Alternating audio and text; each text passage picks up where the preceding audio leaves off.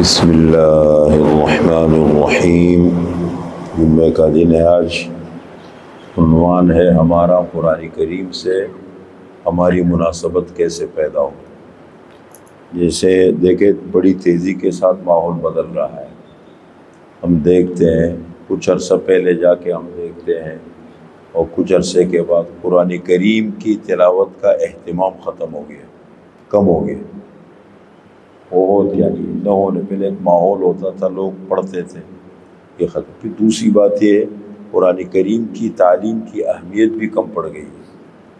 بظاہر اگر ہم اپنے بچوں کو حافظ بھی بناتے ہیں، اس میں ایک کمی یہ نظر آتی ہے کہ وہ صبر برداشت نہیں ہے۔ تعلیم کے لیے صبر چاہیے، بڑے سکون، کام کم کرو، سکون سے کرو، تھوڑا تھوڑا کر، زیادہ وقت میں ہو جائے، بہتر کام ہو جائے۔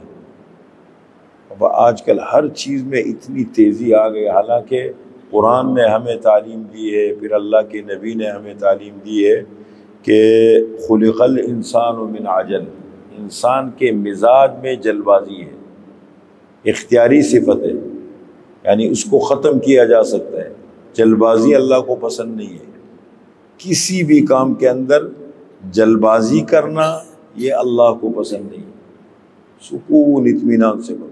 سستی الگ چیز ہے، لاپرواہی ہے، سستی ہے، یہ الگ چیز ہے، اور کام کو سکون اطمینان سے کرنا یہ الگ چیز ہے۔ پھر آپ صلی اللہ علیہ وسلم ارشاد فرماتے ہیں کہ العنات من اللہ والعجلۃ من الشیطان، کسی بھی کام کو سکون سے کرنا، اطمینان سے کرنا، یہ اللہ تعالیٰ کی طرف سے ہے۔ اور والعجلۃ من الشیطان، اور جلد بازی جو ہے یہ شیطان کی طرف سے ہے۔ جلد بازی کرنا کسی بچوں کی تعلیم کا مسئلہ ہے، کاروباری معاملات ہے، سکون سے کام کرو۔ ہمارے بزرگ پہلے دیکھتے تھے، ہم جب کاروبار کرتے تھے اتنا سوچ سمجھ کے ہر پہلو سے سوچتے تھے، بھائی کوئی جلدی نہیں ہے، پارٹی نکلتی ہے نکلنے دو، نصیب میں ہوگا مل جائے گا۔ آج کل کہتے ہیں نہیں، غلط کرو صحیح کرو، کر گزرو۔ جب بھی کوئی جھگڑا آتا ہے، معاملہ آتا ہے لین دین کا، پیسوں کا، اس میں ہوتا کیا ہے کہ اس سے پوچھو بھائی آپ حضرات نے یہ پارٹنرشپ کی ہے، یہ معاملہ آپ لوگوں نے کیا ہے، اس میں لکھت پڑھت ہے؟ یہ لکھت پڑھت تو ہم نے نہیں کی۔ آپ قرآن کریم کو جب پڑھیں گے نا تو قرآن کریم کے اندر سب سے لمبی آیت، سب سے بڑی آیت وہ سورہ بقرہ کی آیت نمبر 282 ہے، وہ لین دین سے متعلق ہے۔ خصوصاً عام طور پر جب ادھار کا لین دین کرو، معاملہ سامان لے رہے، پیسے پہلے دے رہے، سامان پیسے جو ہے نا وہ سامان لے لیا، پیسے بعد میں دیں گے، جو بھی ہے لکھت پڑھت کرو، لکھو اس کو۔ یہاں تک کہ کبھی کبھی بعض حساس معاملات میں ضرورت پڑتی ہے گواہ کی، فرمائے گواہ بناؤ۔ آج کل معاملہ کسی اور کا ہوتا ہے، کسی اور کا مسئلہ ہوگا، ہم بیٹھتے ہیں اس میں تو ہم سنیں تو بھائی ہمیں پتہ لگے گا کہ صحیح غلط کیا ہے، تو ہم معلوم تو کریں گے نا، اس کو سنیں گے، سوالات ہوں گے، معلومات لیں گے، نتیجے پہ وہ کہتے ہیں اتنے معلومات کیوں لیتے ہیں، آپ اتنے ڈیپ میں کیوں جاتے ہیں؟ تو بھائی ہم صحیح غلط کا فیصلہ کیسے کریں گے جب تک کسی بھی آپ کے پاس میاں بیوی کا جھگڑا آیا، کاروباری مارکیٹ کا مسئلہ ہے، کوئی بھی، تو آپ میں اس میں یہ تو پتہ لگائیں کہ صحیح کون ہے غلط کون ہے، اور پھر ناجائز کا ساتھ بھی نہیں دینا چاہیے، وہ غلط ہے وہ غلط ہے، جو صحیح ہے وہ صحیح ہے، وہ یہ بہت بنیادی چیز ہے۔ پھر قرآن کریم نے ایک اہم بات کی طرف ہماری توجہ دلائی ہے، فرمایا کہ دیکھیں یا ایھا الذین آمنوا ان جاءکم فاسق بنبأ فتبینوا ان تصیبوا قوما بجہالۃ فتصبحوا علی ما فعلتم نادمین۔ فرمایا کہ اگر کوئی اے ایمان والو کچا آدمی تمہارے پاس خبر لے کر آ جائے، اس کی خوب تحقیق کر لیا کرو، چھان بین کرو، تحقیق کرو، تسلی کرو، کہیں ایسا نہ ہو کچھ کر وقت سے پہلے کچھ کہہ جاؤ، کچھ کر جاؤ، بات کو پچھتانا پڑے، بعد میں کہانی کچھ اور بنے، آپ نے وقت سے پہلے کہہ دیے بغیر تحقیق کے۔ تو یہ وہ چیزیں ہوتی ہیں جس نے ہمارے اجتماعی معاشرے کو، اور یہ مشکل نہیں ہے۔ دیکھیں میں اور آپ یہاں بیٹھے ہوئے نماز کے بعد تھوڑی سی گفتگو کر رہے ہیں نا، یہ باتیں ہو رہی ہیں توجہ سے، ہم سن بھی رہے کر بھی رہے، کیا یہ باتیں ہمارے عام ماحولوں میں نہیں ہو سکتی؟ جب مجلسیں لگاتے ہیں، ہم گھروں میں بچوں کے ساتھ بھی بیٹھتے ہیں، بیوی بچے ہیں، ماں باپ ہیں، بہن بھائی ہے، دوستوں میں بھی بیٹھتے ہیں، ہمارے ہاں اس طرح کے تذکرے ختم ہو گئے اور دنیا کے تذکرے ہوتے، غیبتیں ہوتی ہیں، تو یہ ماحول دن بدن ختم ہوتا جا رہا ہے۔ اب قرآن کی اہمیت بالکل ختم ہو گئی۔ بچوں کو حافظ بھی بناتے ہیں تو حافظ بناتے وقت اس میں کیا کرتے ہیں، بس اس کو حافظ بنا دو۔ اب ماں باپ کو یہ فکر نہیں ہے کہ یہ جو بچہ میں اتنی محنت کر کے حافظ بنا رہا ہوں تو اس کا قرآن اتنا پکا کر لو کہ بعد میں اس کو کام آ جائے۔ اب آج کل تقریباً جتنے حافظ بنتے جا رہے، تقریباً اللہ ہے کہ کسی کا گھر کا ماحول اچھا ہو۔ دیکھیں تعلیم کے اندر چند چیزیں ہوتی ہیں، ایک ہے ماں باپ، بچے کے ماں باپ ہیں یا جو بھی ان کے گھر کے ذمہ دار حضرات ہیں جو دلچسپی لے رہے پڑھانے میں، ایک ہے مدرسہ اور ایک ہے نصاب۔ مین کردار ہے ماں باپ نمبر 1، بھیجنے والے، وقت پہ بھیجنا۔ بھائی بچہ وقت پہ جاتے، اسکول جاتا ہے، مدرسہ جاتے، وقت پہ جاتے ہیں یعنی پھر اس کو، مجھے یاد ہے کہ میں اور الطاف صاحب جب ہم حفظ کرتے تھے نا تو ہماری والدہ ایک پرانی سی چارپائی تھی، اس پہ بیٹھی ہوتی تھی، اور حفظ کے اندر 3 چیزیں ہوتی ہیں، ایک ہے سبق، ایک ہے سبقی پارہ، ایک ہے منزل۔ جو بھی بچہ ہے بچی ہے وہ حفظ کرتے ہیں تو ان 3 چیزوں سے ان کا واسطہ پڑتا ہے، سبق ہے، سبقی پارہ ہے، منزل ہے۔ اب اس میں مین کردار ہے سبق آپ کا، تو سبق آپ روزانہ کی بنیاد پہ لے رہے ہوتے ہیں، ہوم ورک میں آتا ہے، گھر سے بچہ زیادہ تر یاد کرتا ہے، اللہ کہ 24 گھنٹے بچہ مدرسے میں رہتا ہو یا عشاء تک رہتا ہو، عشاء تک بھی رہے، رات کو بچہ گھر آ گیا، ماں باپ کی، بہن ہے بڑی، بھائی ہے، ماں باپ ہے، کوئی بھی ہے، بھائی بیٹھو آپ نے سبق یاد کیا، صبح مدرسے واپس جا رہے ہیں، مجھے بتاؤ آپ کو جو سبق ملا تھا قاری صاحب مدرسے کی طرف سے، وہ سبق ذرا مجھے سناؤ۔ جب اس کا سبق پارہ ہوگا تو سبق پارے سے، سبق سے آگے جا کے سبقی پارہ بنتا ہے۔ یہ جو سبق جمع ہو رہا ہوتا ہے سبقی پارہ بنتا ہے، وہ تازہ تازہ پارہ ہوتا ہے، اس کو بار بار مستقل بنیادوں پہ سنانا ہوتا ہے کہ کچا نہ ہو، اور اس سے آگے جا کے منزل بنتی ہے۔ سبق پکا ہے، سبقی پارہ پکا ہوگا، سبقی پارہ پکا ہے، منزل پکی ہوگی، بچے کا دل بھی لگے گا۔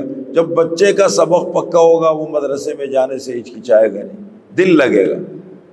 بچے کا دل کب نہیں لگتا؟ کہ زیادہ تر جب اس کو سبق یاد نہیں ہوتا۔ جب اس کو سبق یاد ہے، ایک آدمی کے معاملات صاف ہیں، اس کے پاس لائسنس ہے، اس کے پاس شناختی کارڈ ہے، اس کے پاس اگر ہتھیار بھی ہے تو لائسنس ہے، سب چیزیں ہیں، ڈر کس چیز کا بھائی؟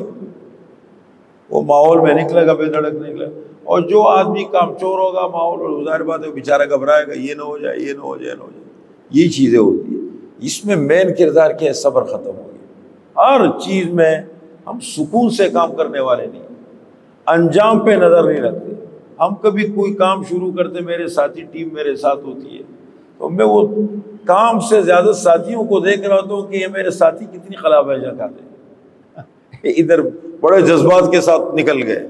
جیسے کل ہم نے طالوت جالوت کا واقعہ پڑھا نا، طالوت جب لشکر لے کے نکلا تو ہزاروں کی تعداد میں تھے، جوش ہے، خروش ہے، نعرے ہے، شور ہے۔ ادھر طالوت نے دیکھ لیا کہ بھائی اگر یہ گئے میرے ساتھ یہ بندے اور میدان جنگ میں پہنچ کے دشمن کو انہوں نے دیکھا اور ادھر تتر بتر ہو گئے تو ساری تحریک ہماری ختم ہو جائے گی، سب گیا۔ وہ ایک نہر پہ ان کا امتحان لیا کہ بھائی سخت گرمی کا زمانہ ہے، پیاس ہے، کہنے لگے پینا منع ہے، ایک چلو پی سکتے، اس سے زیادہ نہیں پی سکتے۔ اب وہ پیاس لگی تھی، کہاں برداشت کیا، سب جا کے پانی پہ لڑ گئے، شروع ہو گئے، اتنا پانی پیا کہ پڑے رہے وہاں، گنتی کے چند لوگ آگے چلے گئے۔ تو یہ بہت اہم چیز ہوتی ہے، بچوں کی تعلیم کا مسئلہ ہو، اپنے کاروباری معاملات ہو اور باقی چیزیں ہوں، یہ چیزیں بڑی اہم ہوتی ہیں۔ دیکھیں نا، سورہ یاسین کی تلاوت کا اہتمام شروع کریں صبح، مسجد میں سائڈ پہ بیٹھ گئے کر لی، جس مسجد میں نماز پڑھی اگر جماعت کا اہتمام ہے تو سائڈ پہ بیٹھ کر کے اپنا سکون سے سورہ یاسین پڑھ کے نکل گئے، نہیں تو گھر میں جا کے پڑھ لی۔ اس میں یہ بھی ضروری نہیں، بہت ساتھی واک پہ چلے جاتے، واک پہ چلے جائے زبانی یاد نہیں، پھر جب وہاں سے گھر چلے جائے کپڑے بدل لے پھر پڑھ لے، جب بھی پڑھے، لیکن یہ ہماری زندگی میں اہتمام ہو، یہ چیزیں زندہ ہونی چاہیے۔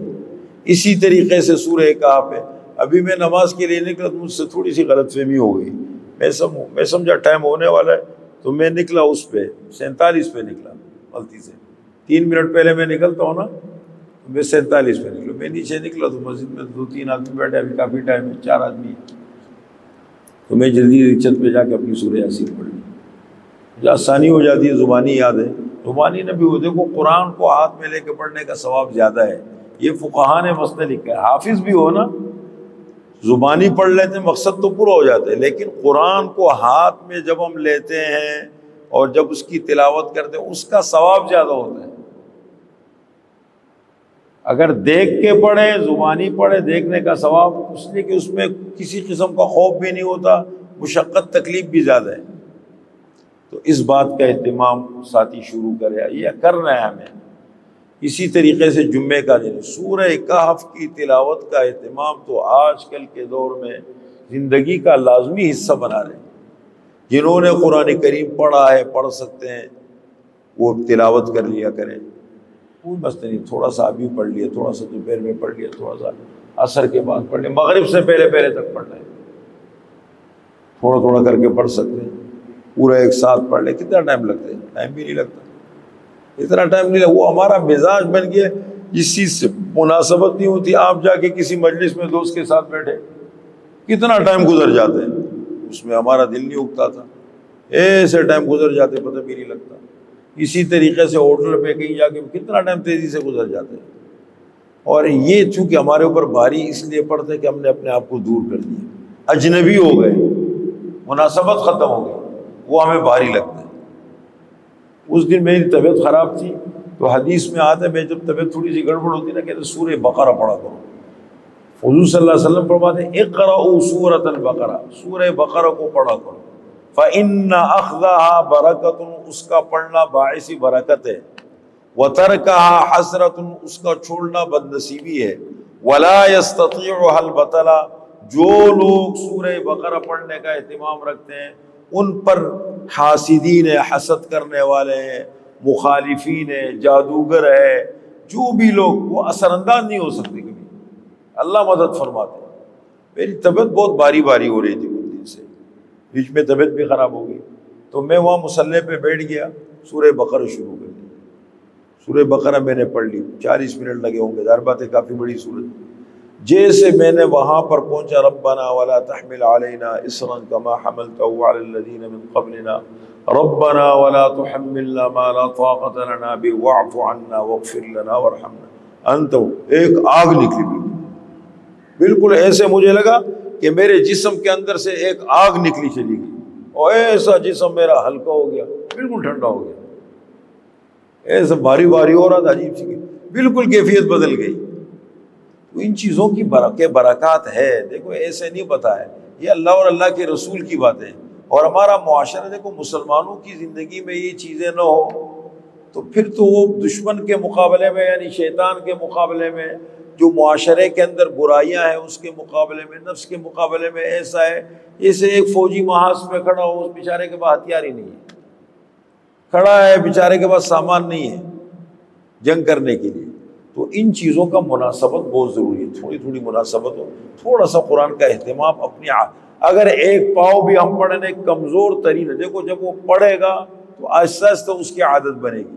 ایک کمزور ترین مسلمان بھی جس کا قرآن بہت زیادہ مضبوط نہیں ہے، ایک ایک پاؤ پڑھے گا، بہت ٹائم لگائے گا، بہت زیادہ کتنا 20 منٹ لگا لے گا، ایک پاؤ پہ 25 منٹ لگا لے گا، ایک پاؤ پڑھے گا 4 مہینے میں اس کا قرآن مکمل ہو جائے گا۔ یہ اہتمام بہت ضروری ہے، مناسبت قرآن کے ساتھ بہت ضروری ہے، اس کا بہت اہتمام ہے۔ سورہ کہف ہے، سورہ یاسین ہے، 4 قل پڑھ کے اپنے اوپر آپ صلی اللہ علیہ وسلم 4 قل پڑھ کے 3 مرتبہ، ہر ایک 3 مرتبہ پڑھ کے اپنے جسم پر کم از کم روزانہ صبح شام کتنا ٹائم لگتا ہے؟ 5 منٹ بھی نہیں لگتے، 6 منٹ. یہ 4 قل پڑھ لیا، اپنے ہاتھوں پہ دم کر کے اپنے جسم کو کرنا. یہ عادت بنانی چاہیے سب کو. جنہوں نے قرآن نہیں پڑھا وہ فی الحال ایسے کر لیں، موبائل میں رکھ کے سکون سے موبائل میں ڈاؤن لوڈ کریں، تاکہ قرآن جب پڑھو توجہ کے ساتھ. میں کبھی جب قرآن پڑھتا ہوں لوگ مجھے کہتے باتیں کرتے، میں اپنے اس میں عادت ہو گئی ہے نا، اس عادت نے الحمدللہ بچا دی ہے. ورنہ عادت جب نہیں ہوتی تو پیاز میں پڑھ بھی رہے ہوتے، دوسرے کام بھی کر رہے ہوتے ہیں. توجہ کے ساتھ قرآن جب سنیں انتہائی توجہ کے ساتھ، ایسا ماحول بنانے، کم سنیں لیکن توجہ کے ساتھ سنیں. جنہوں نے نہیں پڑھا وہ سننے کا اہتمام رکھیں، انشاءاللہ اس کے بہت فائدے آپ محسوس کریں گے.